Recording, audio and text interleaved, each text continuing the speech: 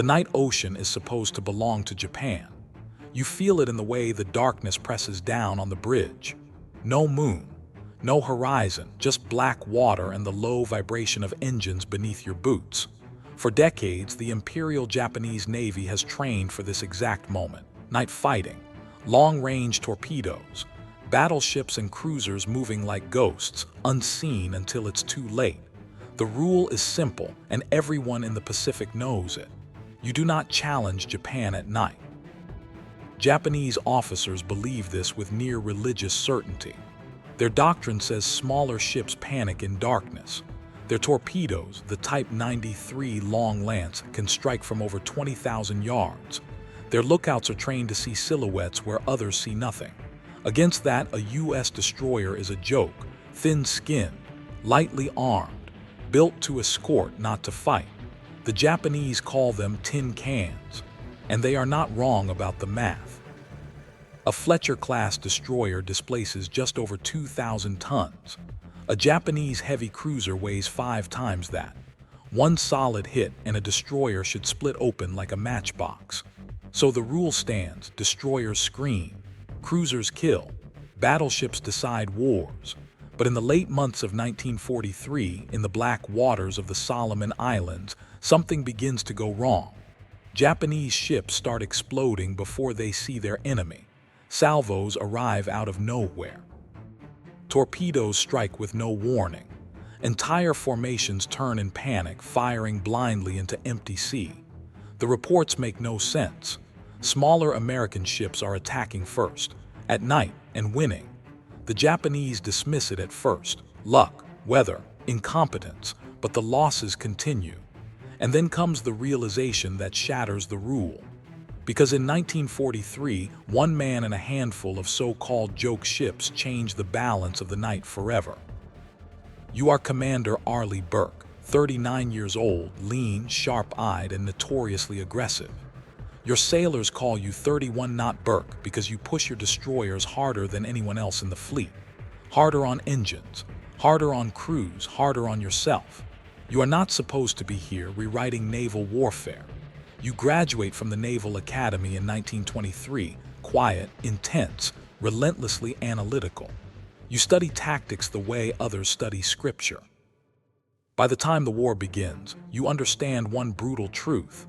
The U.S. Navy is losing night battles in the Pacific because it is fighting the wrong way. Japanese ships rely on vision, optics, and instinct. You rely on machines, radar. While senior officers still mistrust the glowing green scopes below decks, you trust them completely.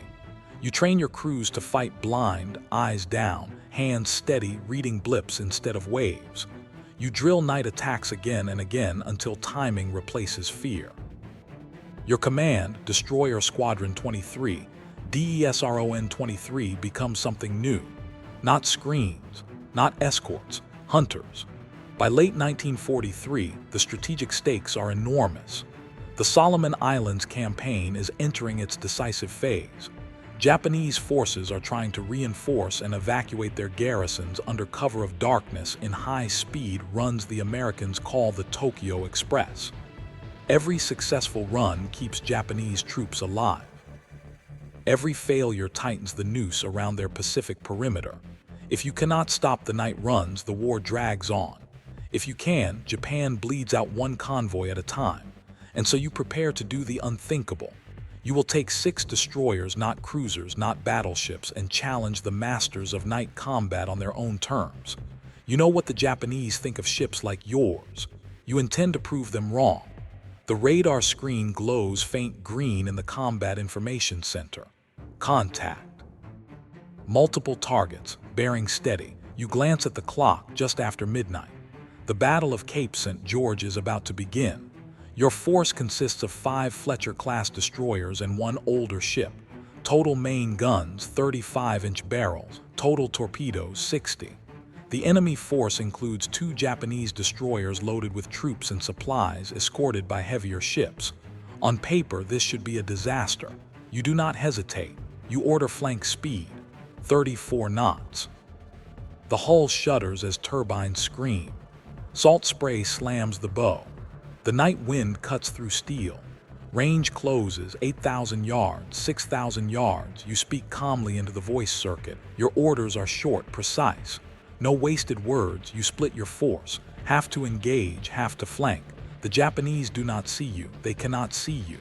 Their lookouts strain into darkness, searching for silhouettes that are not there. You fire torpedoes first. Not a single gunshot gives you away. Steel fish leap into the water, running hot and straight. Each one carries nearly 500 pounds of high explosive. You watch the seconds tick by, 30, 40. Then the night detonates. A Japanese destroyer erupts in fire. Another shudders as explosions rip through its hull. Flames climb the superstructure. Men are thrown into the sea. Now you open fire. The 5-inch guns roar. The concussion pounds your chest. Shells slam into burning targets already crippled. Radar-directed fire walks up the hulls with mechanical precision. The Japanese return fire wildly, tracers cutting empty air. Their torpedoes launch too late, aimed at ghosts. One enemy ship attempts to flee. You pursue. Range closes again. 5,000 yards, 4,000. You fire another torpedo spread. The hit breaks the ship in two. Within 30 minutes, the battle is over. 3 Japanese destroyers are sunk. You lose none. For the Japanese Navy, it is incomprehensible. This is not an isolated incident. Weeks earlier at Vela Gulf, U.S. destroyers annihilated a Japanese force without taking a single hit. The pattern is repeating: radar, coordination, aggression. The so-called tin cans are killing ships 5 times their size, and now the realization sets in. Night no longer belongs to Japan. If you find this kind of forgotten history as fascinating as we do, we'd be honored if you'd hit that subscribe button. We believe these stories of courage, sacrifice, and tactical genius deserve to be told. And by subscribing, you help us ensure they aren't forgotten. You can feel it now, the shift, not just in the sea lanes, but in the psychology of the war. After Cape St. George, Japanese radio traffic changes tone. Intercepts that once sounded confident now carry urgency. Questions, confusion, requests for clarification that never come. Reports contradict one another. Ships claim they were attacked before contact, before flares, before gunfire. To Japanese commanders, this is impossible. Night fighting is not just a tactic, it is identity. For decades, the Imperial Japanese Navy has trained to fight in darkness because it believes night strips away industrial advantage. Darkness makes courage and skill decisive. Darkness makes Japan equal or superior to any enemy. And now darkness is betraying them. You press the advantage relentlessly. Under your command, destroyers no longer wait for cruisers to lead. They act independently, aggressively. You maneuver based on radar plots alone, trusting green blips more than human eyes. You train your captains to fire torpedoes without visual confirmation, to turn away before the enemy even knows where the attack came from.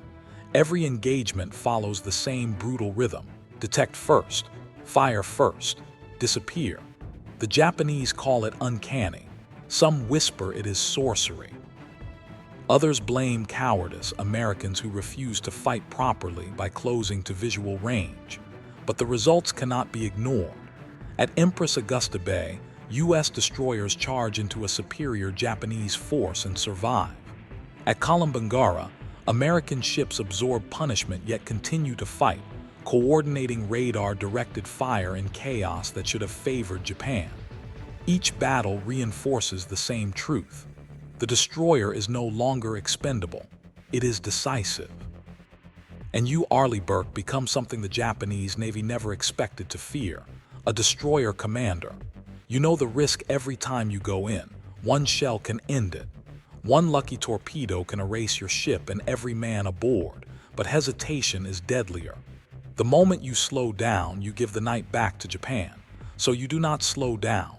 You drive your crews harder. You drill more aggressively. You rotate formations mid-battle, confusing enemy range estimates.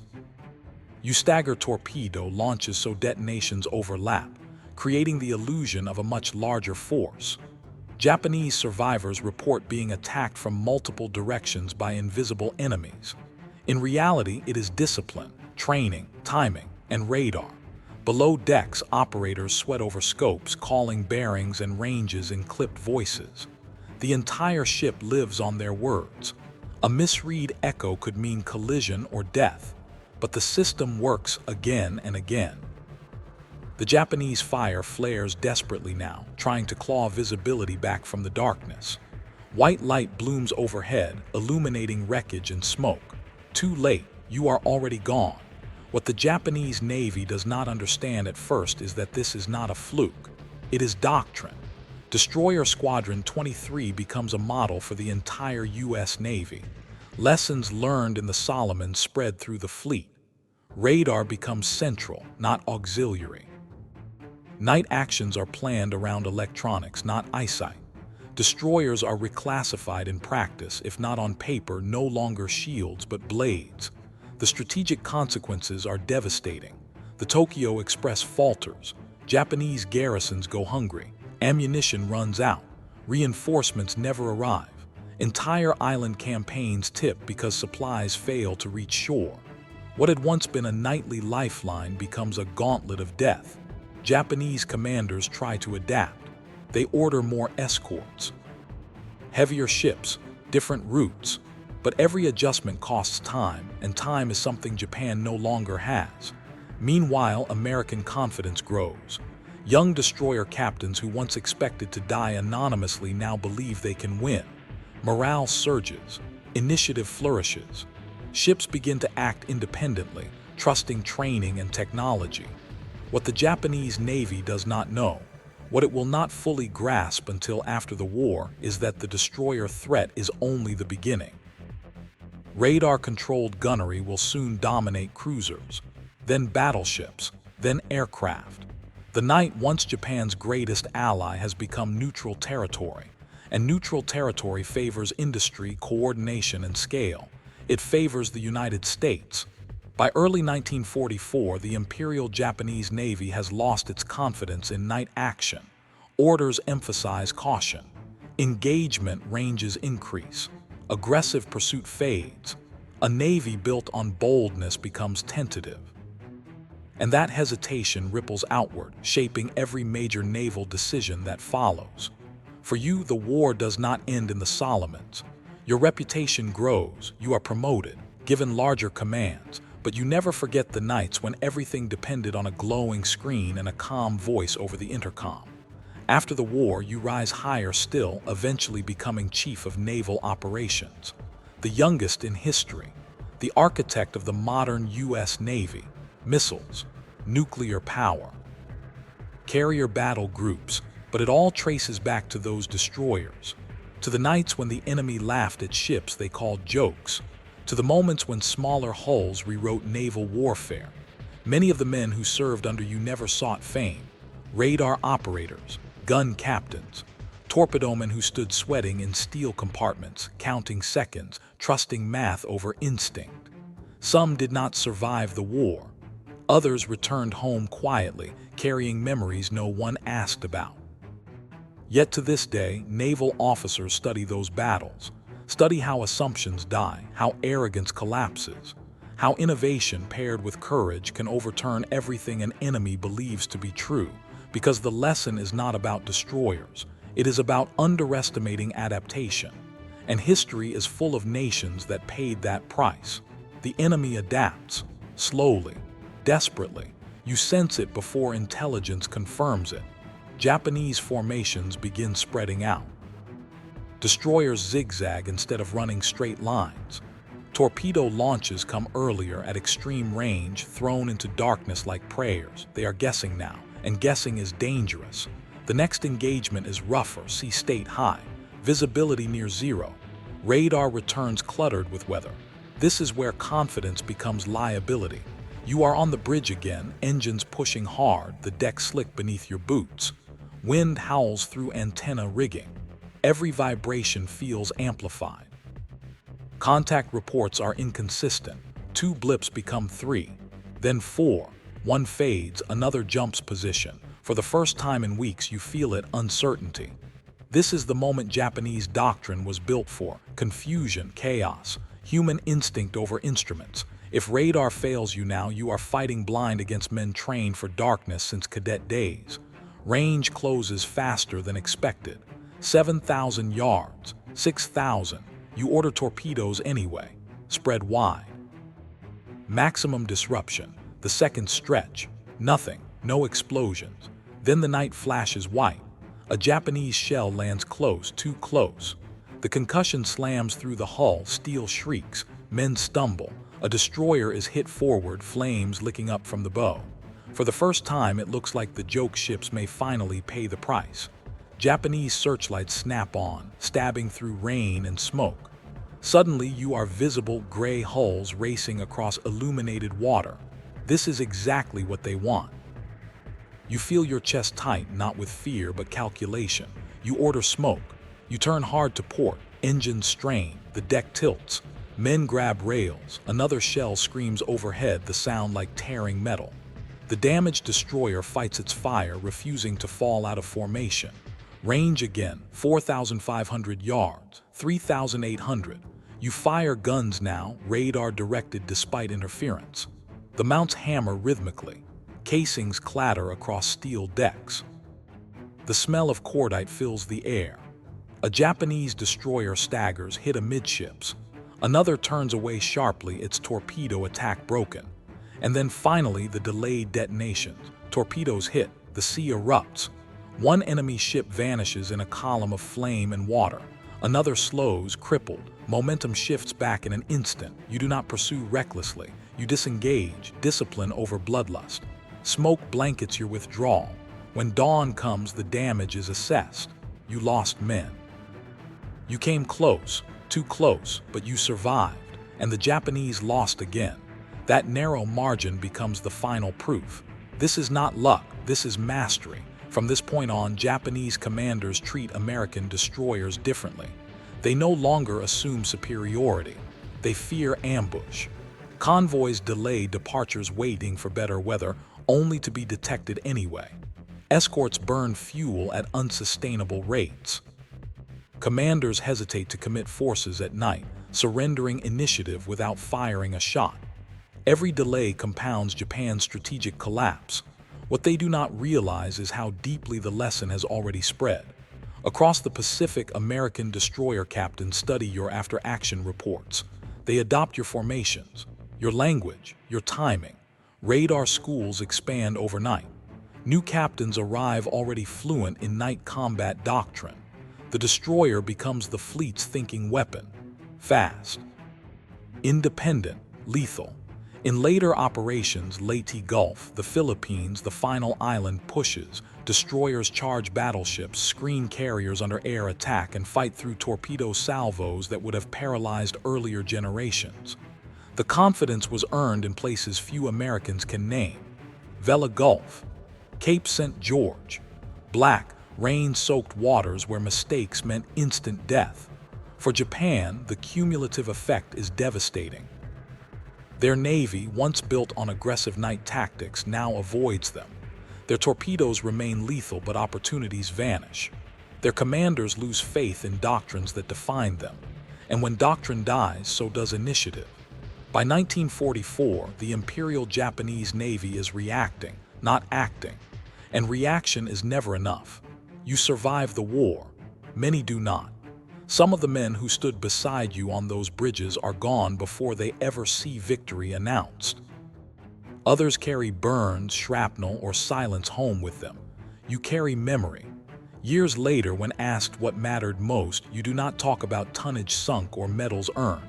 You talk about training, about trust, about giving young officers permission to think and act faster than the enemy. That philosophy reshapes the U.S. Navy. Missiles replace guns. Nuclear power replaces oil. But the principle remains unchanged. See first, decide first, strike first. The destroyers that were once laughed at become the backbone of modern fleets.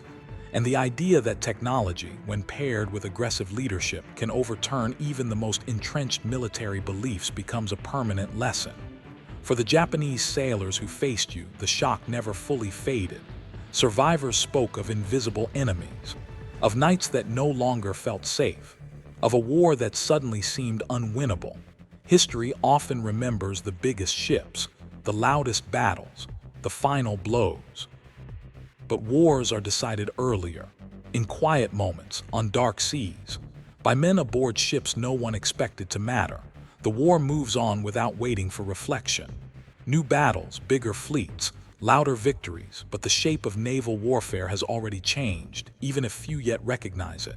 When Japan's Navy finally meets destruction in the Great Fleet actions of 1944 and 1945, the outcome feels inevitable. Carrier air power dominates headlines. Battleships burn.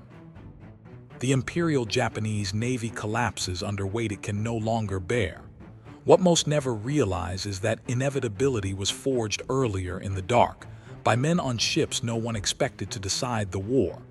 You, Arleigh Burke, do not seek credit.